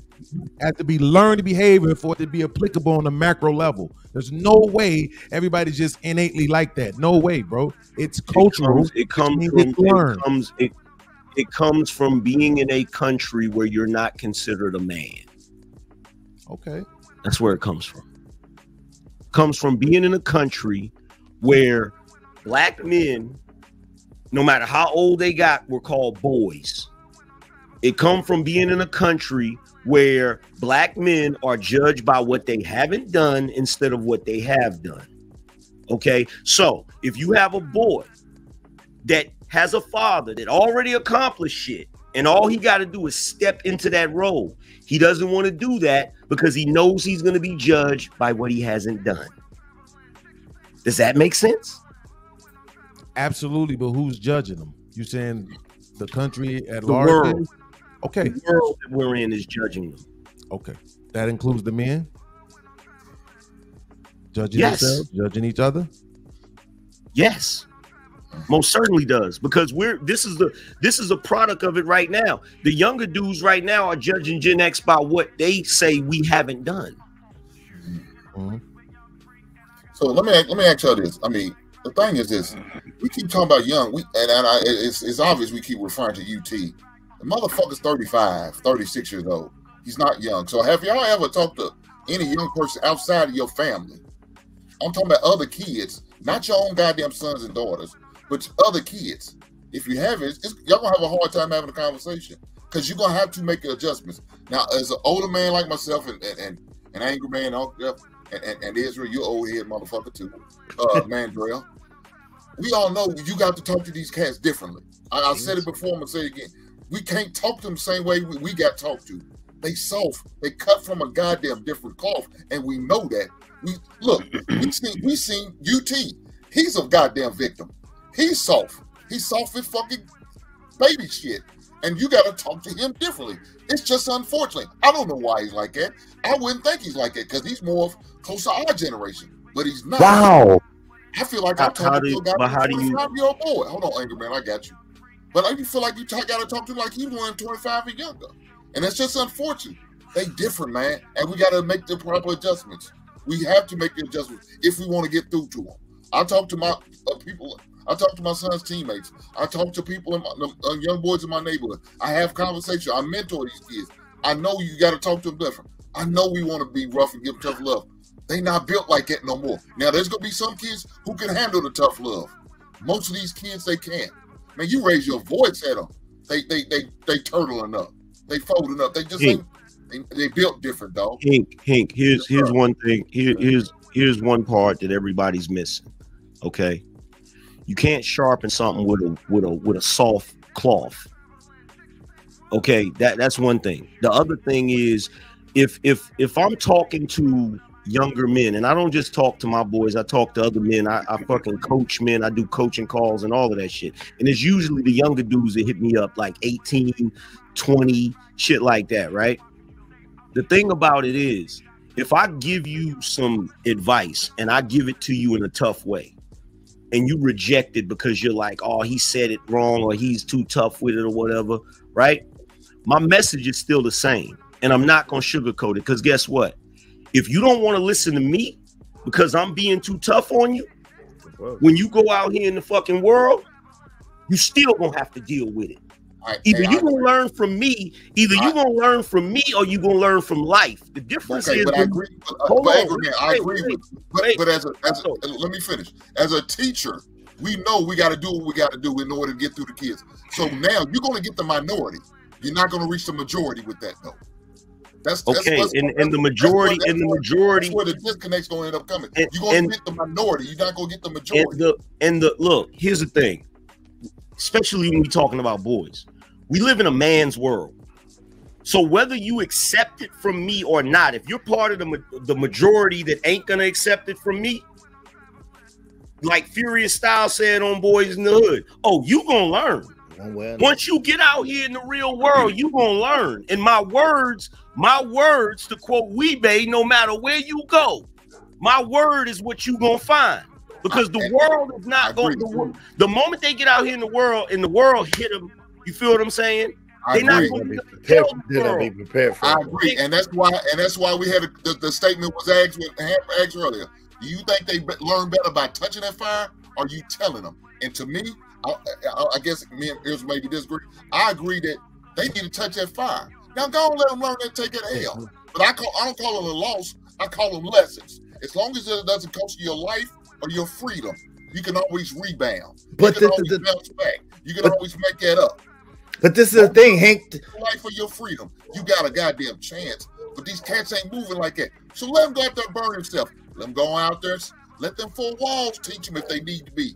We're not gonna save everybody, so don't even try. But the ones who are willing to listen, they're gonna listen. But the majority, you're gonna get them about coming with a little softer tone. I'm just saying, just my opinion. But this is the thing. So let me ask you a question, right? And I want to make a statement first because I know how y'all do, and then I want to ask you a question.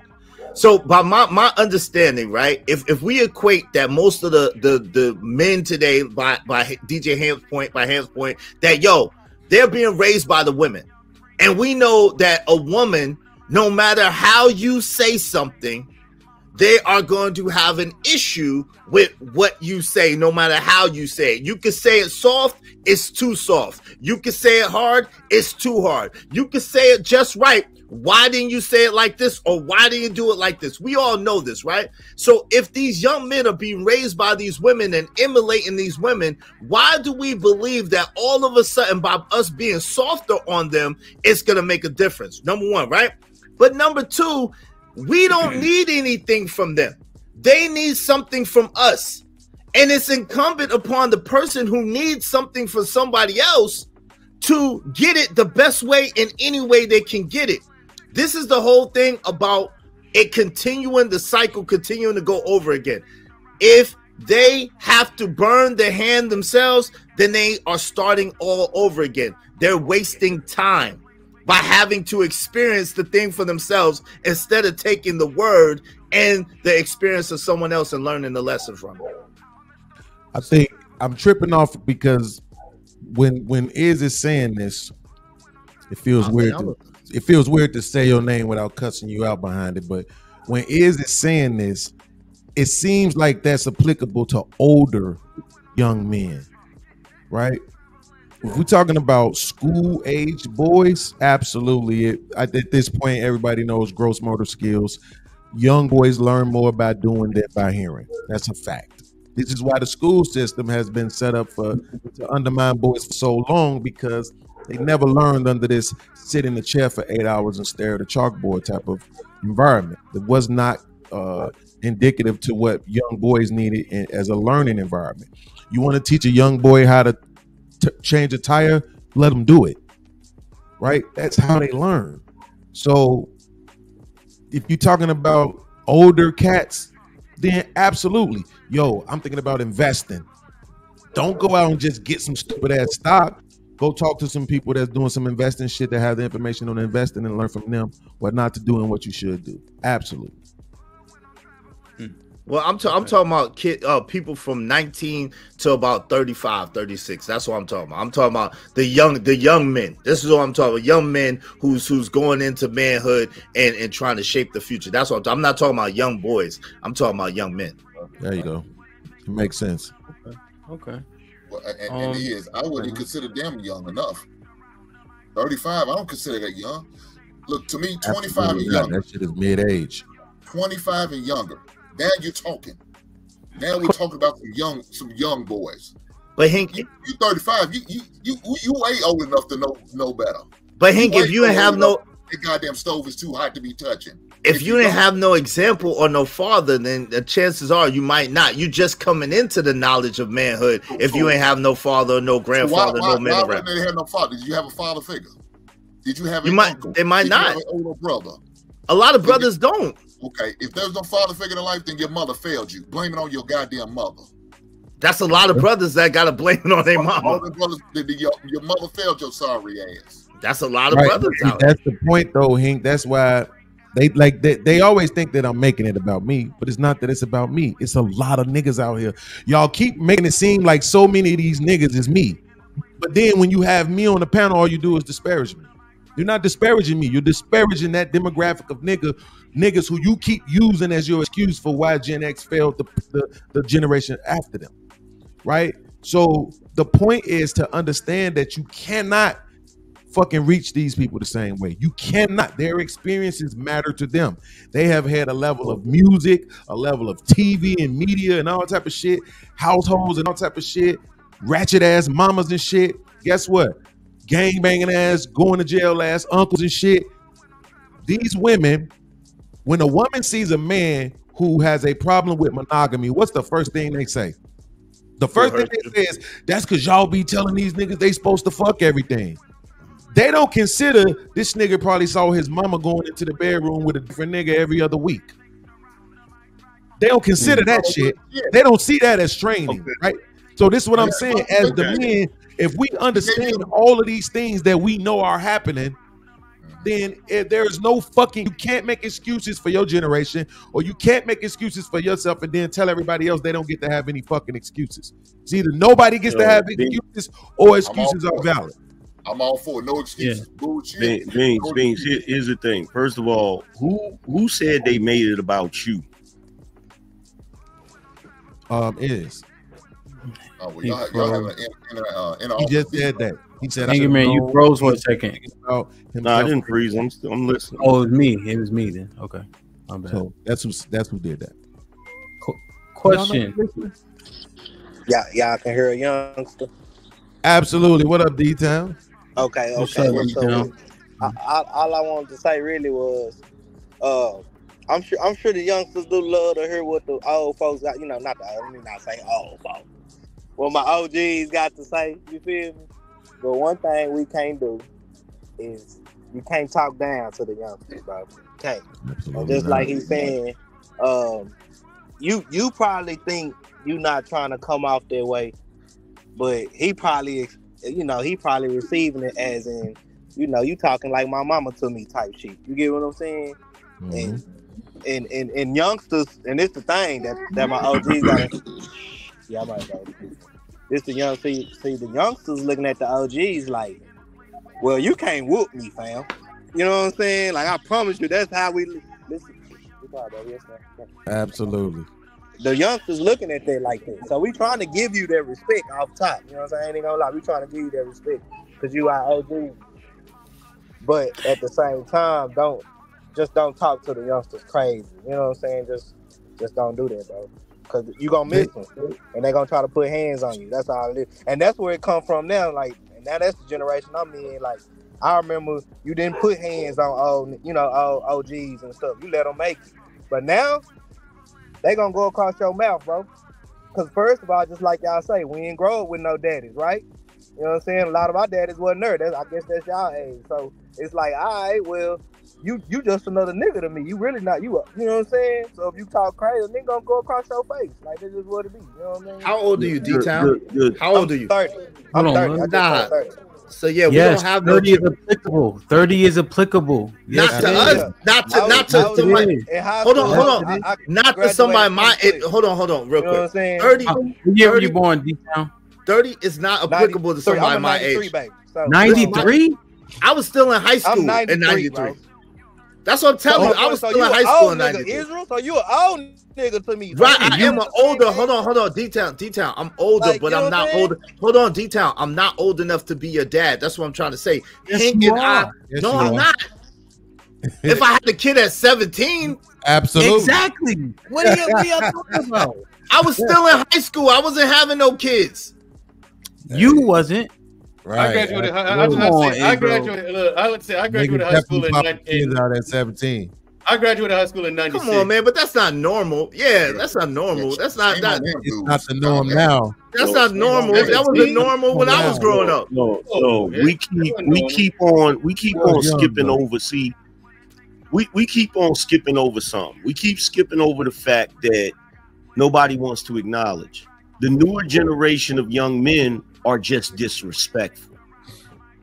Period. I agree with that. Period. Point blank. Did y'all hear what he said?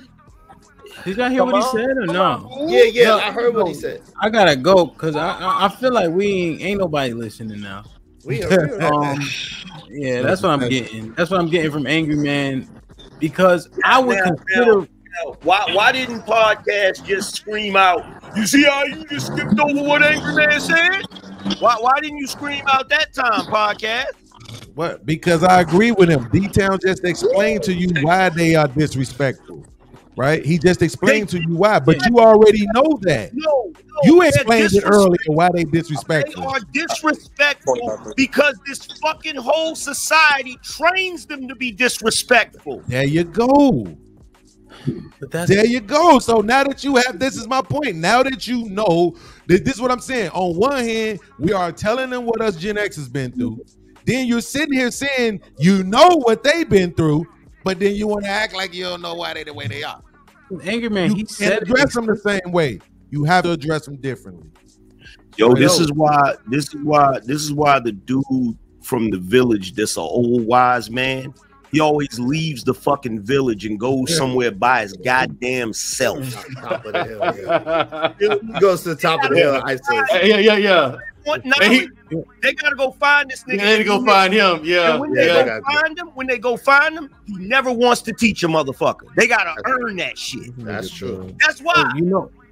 Yeah, and Angry Man, you know, honestly, we may need to start considering that we may need to disconnect, because there's obviously nobody's willing to concede too much on either side. And so why argue when we could just say y'all do y'all until you get up out of here and we'll do us? Because there ain't nobody trying to change or listen. What's the point? Here's like, the thing, look, what's this? Mandrell was started to talk while I was still talking. He ain't listening to me. I am listening to you. I'm trying to respond to you. I mean, I'm just saying, I'm mid-sentence. He started talking. I'm like, what's the point? Well, here's the thing, Hemp. It's like this, man. The whole thing about the reason why the disrespect is such a big thing to us is because when we were coming up, we were able to absorb information and apply it and learn lessons because we knew when to shut the fuck up and listen. Like, even if we didn't apply the lessons, we like, shit, I remember them saying that. It seems like this generation, y'all already got the answers to everything. And we can't tell you anything. I think Angry Man said it earlier, like, you guys come across like it was like it's an insult for us to offer you advice. And we weren't like that as a whole. Let me say what D-Town said one more time. Mm-hmm. He acknowledged that you guys would let the old heads make it. Do y'all know what that terminology means? Yes, we know what that means. Y'all favorite rapper is Cool Modine. Yo, how you mean Jay-Z? Can I say this? Hold on, D-Down. Let me just finish this, right? So he said the kids, and he gave the reason because they haven't seen father figures be prevalent or present, whatever word I'm looking for. That respect has kind of faded. So they'll give you an opportunity, but they got a short leash on it. And he said they'll go across your mouth. That is very important to understand. So there's an opportunity window, but you can't close it by coming at niggas any type of way. How can that not resonate though? This is the younger generation in a nutshell. Look. Let me say this then before you go that way. Hold on. Check this out. Let me just say this real quick. It's quick. The younger generation in a nutshell is this. Y'all didn't teach us nothing. Okay, well, what you need to do is fuck you, old nigga. I want to hear that shit. Bars. I've heard that too. Bars, just like women. They're just like women. Bars. I've heard that. They're just like women. Yeah. All right, well then leave UT alone. He said, "Nigga, just don't talk to me like that, or don't talk to me." That's literally what he said. No, that's not what he wants, bro. That's not what he wants. If they say something like that, I will move on to the next. I will move on to the next. I wouldn't waste my time with it. This is my approach. This is my approach on my channel. My approach, I take the Moses approach. I come out from Mount Sinai and I call out to my people. The ones that's willing to listen, come to me. The rest of you motherfuckers, fuck. That's all you can do. Thank you. So and it's like, I guess, let me say this. And it's like we grew up, just like I say, youngsters, especially me, because I got a family now. That's why I call myself a youngster. Because I got an actual family that's young, that they baby girls. So I got the next generation coming up. You get what I'm saying? I'm sure y'all kids probably like teens or older, so they in this generation. You get what I'm saying? I got young son. Yeah. I got young. Right. So So I'm also saying, so it's like, it's not even about what you say, it's how you say it. It's just like little homie said. He was saying, y'all say certain things to make it seem like we don't hear the slickness out y'all mouth type shit. You know what I'm saying? It's like we been, cause we grew up with our mamas. I ain't saying me, but I'm saying most of us grew up with our mamas. And if we know anybody that's gonna talk slick to you to the point that she know that you can't hear her back, ain't nothing like a motherfucker that know that you ain't gonna do nothing back to them the way they talk to you. You feel me? So it's like we hear that same shit when we speak to certain old niggas when stuff don't go y'all way. It's, you know, that's why if it was not back in my day, whoop the woo, whoop the woo. But then when a young nigga be like, shit, well, back in y'all day, y'all ain't do shit. Well, it was about the crack cocaine. It was this and that. And we like, man, fuck all that, nigga, because it's about results. That's what y'all say to us. You know what I'm saying?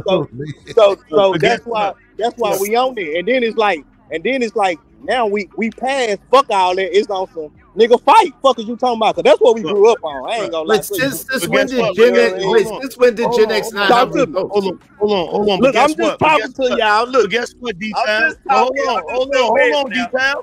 But guess what? Here's what I noticed. Right? What I notice about this shit is whenever an old head tell y'all something and he say it in a slick way, y'all all amped and ready to fight the nigga. But guess what? When a woman say that shit to you niggas, you fall in line like some goddamn soldier. But angry man, but I don't agree with that either, bro. Because this generation of men, I'm telling you, bro, we not on this. Bro. Like, look. Let me just say this. Let me ask you a quick question. When I asked about my daddy, when I asked my daddy and stuff, you know what I'm saying, why he wasn't in my life, he said, shit, I just let the courts deal with it, and you know, I let your mama just get a little paper.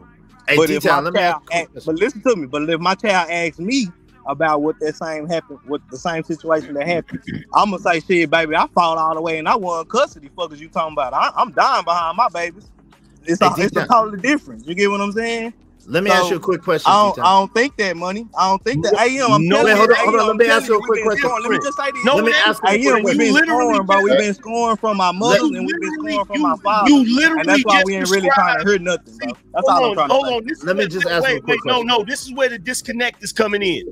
When you said, y'all understand me? Hold on. Okay, I'm just making sure it ain't no disconnect. Now. That's all. I'm just trying to get connected like Wi-Fi. That's all. D-Town. You talk. Hold on, real quick. Go ahead, AM. I wanted to ask him a quick question, but go ahead. Yo, he literally, the way he described how he fought to be in his kid's life, he literally just described Gen Xers. Yep, that's how we do. Yep. But let me ask you. Hold on, real quick. Let me just ask you a question. D-Town. Since when don't Gen X have results? That's what I want to know. Who are these Gen Xers that don't have results? I never said Gen X don't have no results, but y'all did y'all thing. I'm saying when it comes down to the slander or to the who generation better. If you ain't gonna see nothing that's good in my generation, I ain't gonna see nothing that was good in your generation. That's what we saying. Because you gotta think about it. It's still two men talking to each other.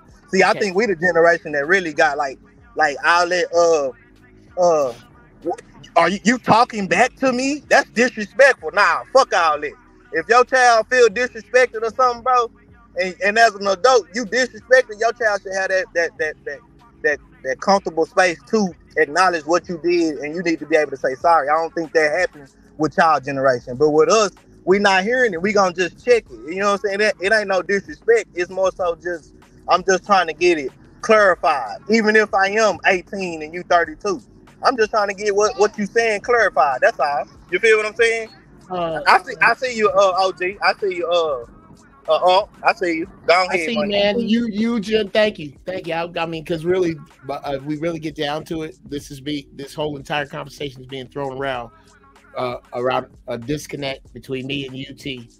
And I don't know if you were here, Israel, for me to give an apology and swear on my children's eyes that I was sorry, and had to spit back in my face. I think we're on to something here.